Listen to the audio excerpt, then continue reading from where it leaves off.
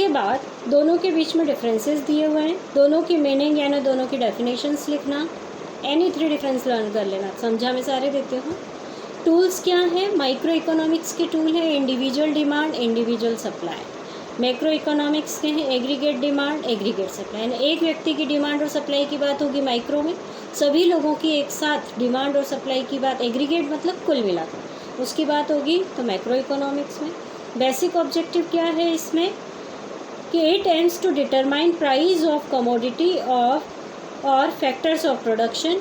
इसका factor of production या price commodity की डिसाइड करना, ये इसका मेन उद्देश्य है। और इसका it aims to determine the income and employment level of the in country या इकोनॉमी के एम्प्लॉयमेंट का क्या लेवल है वो इसका है।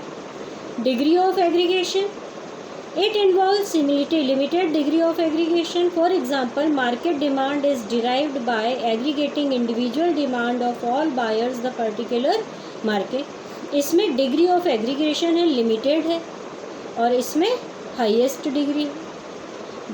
इसके सिंपल बेसिक एजम्पशंस हैं। It assume all the micro variables to be constant. कि माइक्रो इकोनॉमिक्स क्या कहता है कि जब हम माइक्रो स्टडी करते हैं तो माइक्रो वेरिएबल सारे क्या हैं? कांस्टेंट है, वो चुप है। और इधर क्या होता है कि it assume that all the micro variables like decision, household and firms, prices, individual product etcetera are constant. कि जब हम मैक्रो की बात कर रहे हैं तो सारी इंडिविजुअल यूनिट चुप हैं, वो कांस्टेंट है। अदर नेम क्या है? माइक्रो इकोनॉमिक्स को प्राइस थ्योरी कहते हैं और इसको एम्प्लॉयमेंट थ्योरी कहते हैं। इसके examples individual demand, individual supply, national income, national output, macro के। अब इसके बाद आती हैं आपके मेन क्वेश्चन बनता है इस चैप्टर में से, what are the central problem of an economy. ये मैं ज़रूर दूंगी आपको। सेंट्रल प्रॉब्लम्स 3 हैं। सेंट्रल प्रॉब्लम कोई बहुत बड़ा वर्ड नहीं है, मतलब मुख्य समस्याएं। सेंट्रल प्रॉब्लम यानी मुख्य समस्याएं किसी इकोनॉमी की क्या हैं? क्या है? 3। व्हाट टू प्रोड्यूस, कि क्या प्रोड्यूस किया जाए। इसका सिंपल सा आंसर होगा जिसकी डिमांड है, लोग जिस चीज़ को चाहते हैं हम वो प्रोड्यूस करेंगे। हाउ टू प्रोड्यूस, कैसे प्रोड्यूस किया जाए जिससे हमारा प्रोडक्शन हमें सस्ता पड़े, उस टेक्निक को अपनाकर प्रोड्यूस किया जाए। And for whom to produce, किसके लिए प्रोड्यूस किया जाए, जो हमारे प्रोडक्ट को खरीद सकेगा उसके लिए प्रोडक्ट यूज़ करेंगे। अभी तीनों को डिटेल में पढ़ाऊंगी। 3 मेन प्रॉब्लम याद रखना। How many central problems are there? 3 central. What to produce, how to produce और for whom to produce. What to produce, how to produce and for whom to produce. What to produce में 2 problem शामिल हैं, क्या produce करें and in what quantity, कितना produce करें, ये problem है। What to produce, the problem involve selection of goods, कि हम अगर प्रोडक्शन करने जा रहे हैं तो कौन सी चीज़ का प्रोडक्शन करें, कौन सी सर्विस का प्रोडक्शन करें। To be produce and the quantity to be produced of each selected commodity, कि अगर हमने 10 में से एक चीज़ को चुना है कि हम ये प्रोडक्शन करेंगे तो हम पहले तो ये सोचें कि क्या प्रोडक्शन करेंगे और कितनी क्वांटिटी में प्रोडक्शन करेंगे। ये व्हाट टू प्रोड्यूस है। जैसे एग्जांपल दिया है, production of more sugar is possible only by reducing the production of other goods, कि प्रोड्यूसर के पास रिसोर्सेज लिमिटेड हैं, अगर वो शुगर का प्रोडक्शन ज़्यादा करना चाहता है तो ऑब्वियस सी बात है उसको अपनी दूसरी चीज़ों का प्रोडक्शन कम करना पड़ेगा, क्योंकि रिसोर्सेज कहीं भी एक जगह लगा सकता है वो। Production of more war goods is possible only by the reducing the production of civil goods.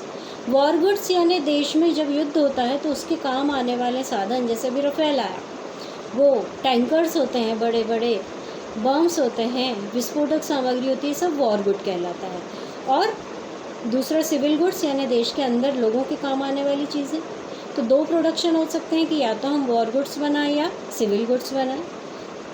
अब so on the basis of the importance of various goods, an economy has to be decide which goods should be produced and in what quantity. This is a problem of allocation of resources among different goods. कि ये depend करता है कि कोई country या कोई economy क्या decide करती है कि उसे क्या प्रोडक्शन करना है। और ये समस्या, ये प्रॉब्लम किससे रिलेटेड है?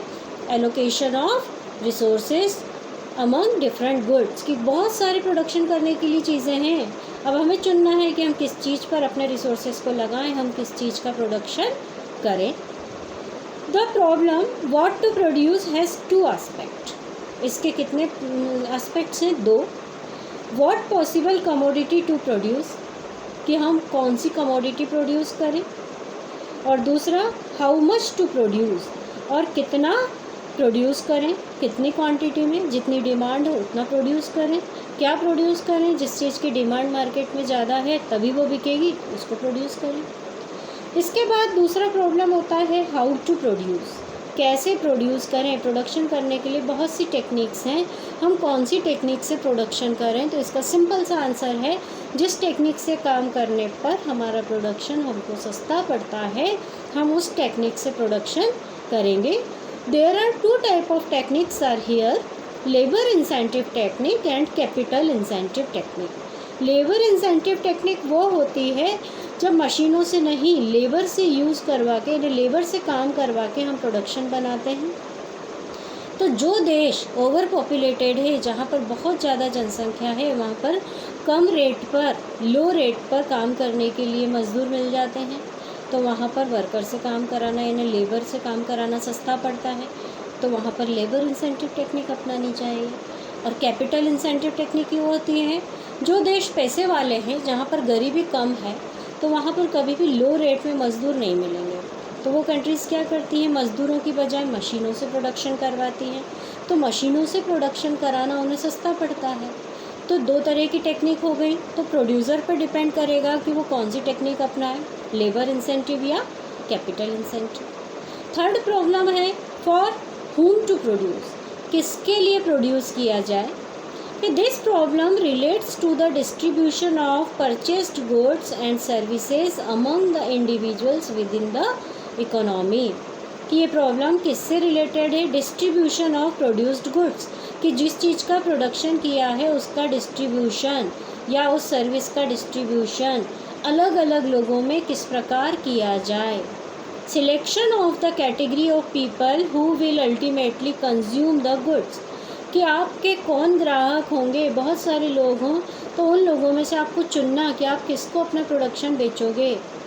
तो whether the produced goods for more poor, कि आप किसके लिए प्रोडक्शन बनाओगे, जो बहुत ज़्यादा गरीब हैं उनके लिए। अगर उनके लिए बना रहे हो तो बहुत ही चीप, सस्ता बनाना पड़ेगा। एंड लेस रिच, या फिर किसके लिए बनाओगे जो कि बहुत गरीब नहीं है लेकिन बहुत अमीर भी नहीं है। या फिर किसके लिए बनाओगे जो बहुत ज़्यादा अमीर है या बहुत ज़्यादा गरीब है। तो अपने सोसाइटी में क्या है, अलग अलग पार्ट बटे हुए हैं, कुछ गरीब हैं, कुछ अमीर हैं, कुछ बहुत ज़्यादा गरीब हैं, कुछ बहुत ज़्यादा अमीर हैं। तो प्रोडक्शन करने के पहले आपको अपने अल्टीमेट कस्टमर्स चुनना होंगे कि हम जो प्रोडक्शन बना रहे हैं उसको किसे बेचेंगे, उसके लिए ग्राहक कौन होगा, फिर उस हिसाब से प्रोडक्शन करना चाहिए। तो ये 3 मेन प्रॉब्लम्स हो गई, what to produce, how to produce और for whom to produce. Okay, अब इसके आगे नेक्स्ट क्लास में